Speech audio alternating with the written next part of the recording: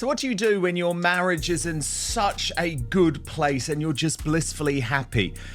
Inappropriately, this is of your Prince Harry, inappropriately lunge for a hug with another woman who has a boyfriend and was completely shocked by this right next to your said wife, who I presume was looking away.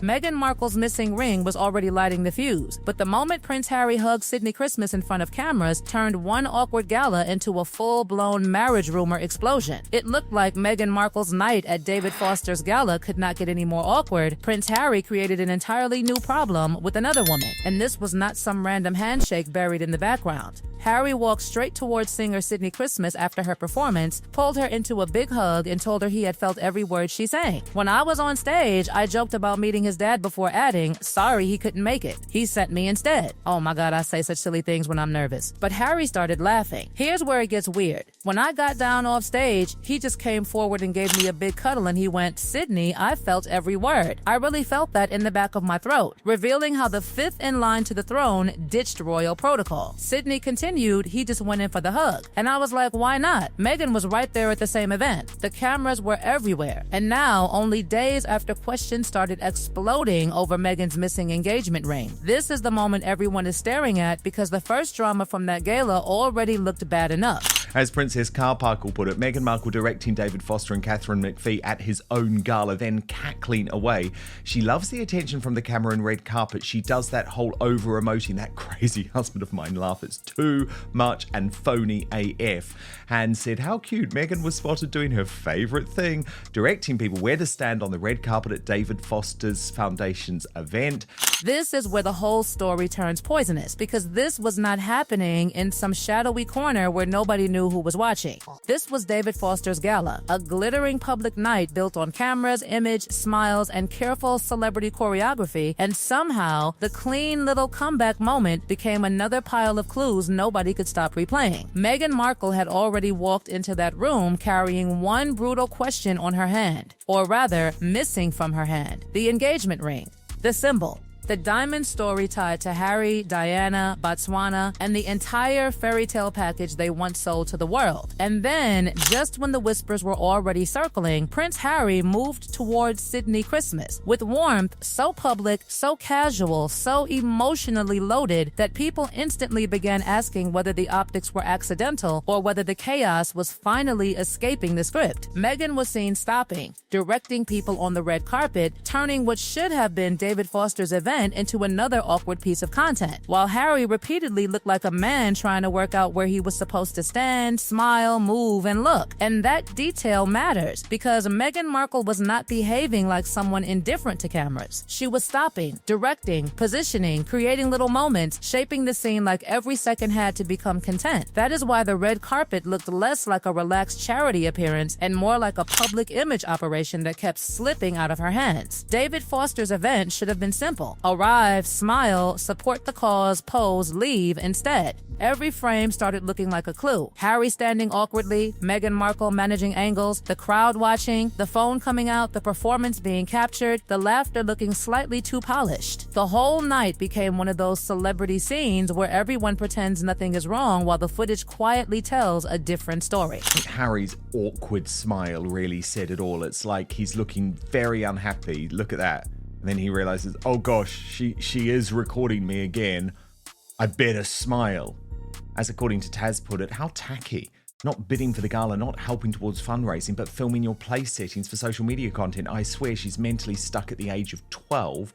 But while people were watching Meghan manage the cameras, something much more interesting was happening around Harry. He was not hiding in the corner. He was not clinging to Meghan. He was suddenly extremely warm with another woman, and the timing could not have been worse. That timing is the beating heart of the scandal, not proof, not confirmation. Timing, because when Meghan Markle appears without the engagement ring, then arrives at a public event with Harry, then Harry suddenly becomes visibly warm with Sydney Christmas, the public does not look away. The public leans in. It asks why the ring vanished now. It asks why Harry looked so alive in one moment and so strangely uncertain in another. It asks why Meghan Markle, who understands optics better than almost anyone in that room, allowed the night to produce exactly the kind of image that feeds the ugliest speculation. And the silence around that hug becomes louder because Meghan Markle's own content did not seem eager to celebrate it. And there it is, the quote that made everyone freeze. Harry did not just nod politely. Harry did not just say well done and drift away. Harry, according to the description, stepped forward and gave Sydney Christmas a big cuddle, then told Sydney he felt every word, that he felt it in the back of his throat. Now, in a normal week, maybe people would shrug. Maybe they would say it was a warm compliment from a man moved by a performance. But this was not a normal week. This was the week of the missing ring, the solo appearance, the marriage murmurs, the strange optics, and the repeated sense that Meghan Markle and Harry were no longer perfectly controlling the story they once controlled so aggressively. And when the story comes back, it comes back harder, because Sydney Christmas did not need to become a scandal for the moment to become dangerous. The hug did not need to mean betrayal for the optics to look brutal. Meghan Markle was nearby. Cameras were everywhere. Harry had already been watched like a man trying to find his place in the room. And the engagement ring, that famous ring connected to Princess Diana's stones and Harry's carefully constructed love story, was already absent enough for people to start counting the days. That is what makes this feel less like one awkward clip and more like a pattern forming in public.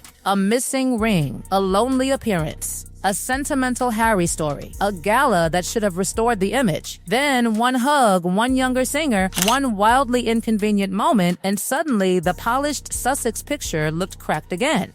Sydney said he simply went in for the hug, and she thought, why not? And that one little sentence is exactly why the whole room of speculation suddenly got louder. Because no, a hug by itself does not prove a secret romance, it does not prove betrayal, it does not prove some hidden relationship waiting to explode behind palace curtains. But in this story, the hug is not standing alone. The hug is standing beside the missing engagement ring, beside Meghan Markle appearing at Cookie Queens without Harry, beside the polished public story about Harry calling her my love, beside the social media clips where every smile seems placed under a spotlight, and beside the brutally awkward truth that Meghan Markle knows better than anyone how fast one image can become the whole narrative. That is why people were not asking, did Harry hug Sydney Christmas? They were asking, why now? Why on the exact night when Meghan Markle and Harry needed to look united, effortless, stable, and untouchable, did the most talked about moment become Harry stepping toward another woman with emotional warmth while Meghan Markle's most famous marital symbol was still missing from the public picture? And then Cookie Queens added another layer because Meghan Markle went there without Harry, but somehow Harry still became part of the performance. She told the audience about the storm and the sun, about perspective, about how Harry had once comforted her, and she wrapped the story in that soft, familiar version of marriage where everything sounds intimate, wise, and unbreakable. But the contradiction was glaring. Harry was absent, the ring was absent, yet the speech was full of Harry. That is where public romance starts sounding less like proof and more like defense. Because when the image does not match the words, people inspect the words harder. Why bring Harry into that moment? Why tell them my love story when the public was already staring at her hand? Why make a documentary screening about Cookie Queens bend back toward Meghan Markle, Harry, marital wisdom, and the Sussex brand? Then the box office numbers made the atmosphere even colder. Cookie Queens was supposed to be a win, a warm project, a soft-focused victory from Meghan Markle and Harry as executive producers. Instead, the film struggled. The theater stories sounded humiliating, and the attention slipped away from the girls and toward Meghan Markle's outfit, Meghan Markle's jewelry, Meghan Markle's answers, Meghan Markle's absent ring, Meghan Markle's public storytelling, and Meghan Markle's habit of somehow becoming the headline even when the project is meant to be about someone else. That failure matters because it placed even more pressure on the David Foster Gala. This should have been the reset. Meghan Markle and Harry together. Public smiles, charity glamour, music, Canada, friendly territory, no palace balcony, no difficult royal relatives, and no brutal British walkabout. Just a controlled appearance where they could make the marriage rumors look silly. But the gala did not behave. Meghan Markle appeared to direct the red carpet. Meghan Markle paused for phone content. Meghan Markle reacted to pipes and drums like another scene was being created for social media. Harry looked awkward in some clips, switching expressions when cameras appeared. Then the night kept producing more material. Dancing, hollering, staged excitement, strained glances, and finally, Sydney Christmas. And this is where everything turned combustible, because Sydney Christmas was not just any person in the room. Sydney Christmas had just performed emotional songs, joked about King Charles, and walked off stage into a moment where Harry laughed, moved towards Sydney Christmas, gave Sydney Christmas a big cuddle, and reportedly told Sydney Christmas he felt every word in the back of his throat. Again, innocent explanation? Absolutely possible. But brutal optics? Undeniable. That is why the situation now feels so messy.